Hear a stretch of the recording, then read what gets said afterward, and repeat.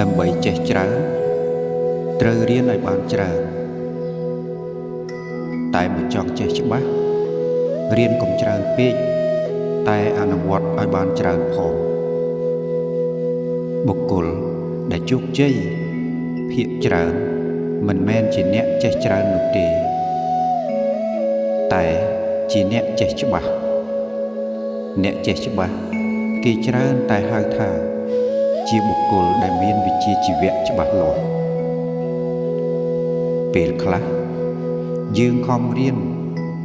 ឲ្យបានតែបរិមាណគ្មានគុណភាពហើយយើងឆ្ងល់ថា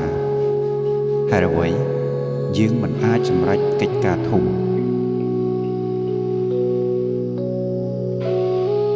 អ្នកខ្លះធុញនឹងការងារដដែលបើទោះបីជាមិនទាន់ចេះច្បាស់ក៏ដោយដែលជាហេតុធ្វើឲ្យគាត់មិនអាចចេះច្បាស់ជំនាញណាមួយនោះទេតែត្រូវចាំថាចេះច្បាស់ប្រសើរជាងចេះច្រើនតែមិនច្បាស់